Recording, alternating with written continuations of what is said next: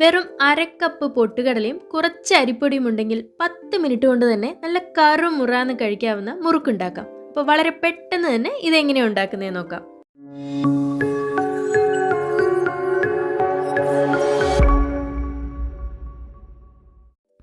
ആദ്യമേ തന്നെ അരക്കപ്പ് പൊട്ടുകടല എടുത്ത് മിക്സിയുടെ ചെറിയ ജാറിലിട്ട് നന്നായിട്ട് പൊടിച്ചെടുക്കണം.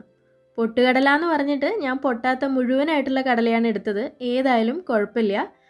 ഒട്ടും തരികളില്ലാതെ വേണം നമ്മൾ ഈ പൊട്ടുകടല പൊടിച്ചെടുക്കാനായിട്ട്. ചെറിയ തരികളുണ്ടെങ്കിൽ അതൊരു അരിപ്പ വെച്ചിട്ട് അരിക്കാനും മറന്നു പോകരുത്. അപ്പോൾ ഞാനിതിവിടെ നന്നായിട്ട് നല്ല പൗഡർ പോലെ പൊടിച്ചൊരു മിക്സിംഗ് ബൗളിലേക്ക് ഇട്ട് കൊടുത്തിട്ടുണ്ട്.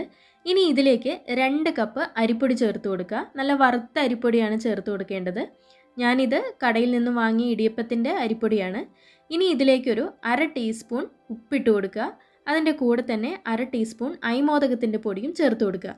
ഇതിൻ്റെ കൂടെ തന്നെ 1/2 ടീസ്പൂൺ പെപ്പർ പൗഡറോ അല്ലെങ്കിൽ റെഡ് ചില്ലി പൗഡറോ ചേർത്ത് കൊടുക്കുക. കൂടെ തന്നെ ഒരു 1/2 ടീസ്പൂൺ ജീരകത്തിൻ്റെ പൊടിയും കൂടെ ചേർത്ത് കൊടുക്കുക. എന്നിട്ട് ഇതെല്ലാം കൂടെ നന്നായിട്ടൊന്ന് മിക്സ് ചെയ്ത് കൊടുക്കുക. നന്നായി മിക്സ് ചെയ്തതിന് ശേഷം ഈ പൊടികളിലേക്ക് 2 ടേബിൾ സ്പൂൺ ബട്ടർ നന്നായിട്ട് ഉരുക്കിയതും കൂടെ ചേർത്ത് കൊടുക്കുക. ഇത് നന്നായിട്ട് ചൂടോടുകൂടെ തന്നെ ചേർക്കാനായിട്ട് ശ്രദ്ധിക്കുക. ഇനിയിപ്പോൾ ബട്ടർ ഇല്ലെങ്കിൽ നെയ്യ് ചേർത്ത് കൊടുത്താലും മതിയാവും. പക്ഷേ ചൂടോടുകൂടെ തന്നെ ചേർക്കാനായിട്ട് ശ്രദ്ധിക്കുക. എന്നിട്ട് നന്നായിട്ടൊന്ന് ഇളക്കി കൊടുക്കുക. നമ്മൾ മുറുക്കുണ്ടാക്കുമ്പോൾ അത് അധികം എണ്ണ കുടിക്കാതിരിക്കാനായിട്ടാണ് നമ്മൾ ചൂടോടുകൂടി ഇതിലേക്ക് ബട്ടർ ചേർത്ത് കൊടുക്കുന്നത്. ഇനി നമ്മൾക്ക് ഈ മാവൊന്ന് കുഴച്ചെടുക്കണം. അതിനായിട്ട് കുറച്ച് വെള്ളം ഒഴിച്ച് വേണം നമ്മളിത് കുഴച്ചെടുക്കാനായിട്ട്. ചൂടുവെള്ളത്തിൻ്റെ ആവശ്യമൊന്നുമില്ല, സാധാരണ വെള്ളം മതി.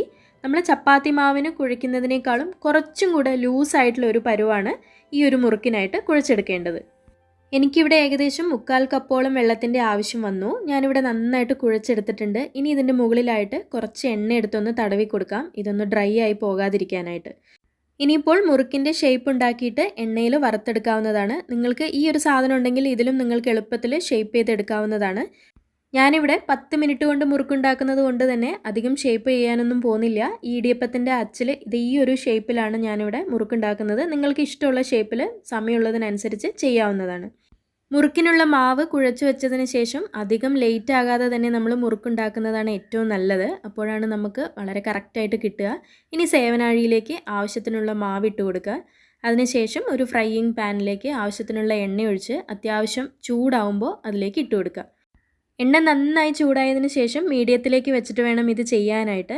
പിന്നെ ഒരുപാട് മുറുക്കുകൾ നമ്മൾ ഒന്നിച്ചുണ്ടാക്കാൻ പാടില്ല. അങ്ങനെ ചെയ്യുമ്പോൾ നമ്മൾ ഇളക്കി കൊടുക്കുമ്പോഴേക്കും എല്ലാം കൂടെ പൊടിഞ്ഞു പോകാനുള്ള ചാൻസ് ഉണ്ട്. അപ്പോൾ അത് പ്രത്യേകം ശ്രദ്ധിക്കുക. ഇതെല്ലാം പിഴിഞ്ഞതിന് ശേഷം ഒരു 2 മിനിറ്റ് കഴിഞ്ഞിട്ട് വേണം നമ്മൾ ഇളക്കി കൊടുക്കാനായിട്ട്. അപ്പോൾ കുറച്ച് നേരം കഴിയുമ്പോൾ ഇതിൻ്റെ ആ എണ്ണയുടെ ആ തിളയ്ക്കലൊക്കെ ഒന്ന് നിൽക്കും. ആ സമയത്ത് വേണം നമ്മളിത് എണ്ണയിൽ നിന്നും കോരിയെടുക്കാനായിട്ട്. നമ്മുടെ ആദ്യത്തെ ട്രിപ്പ് മുറുക്കി ഇവിടെ ക്രിസ്പി ആയിട്ട് റെഡി ആയിട്ടുണ്ട്. ശരിക്കും 10 മിനിറ്റിൻ്റെ ആവശ്യമേ ഉള്ളൂ ഇത് ഉണ്ടാക്കിയെടുക്കാനായിട്ട്.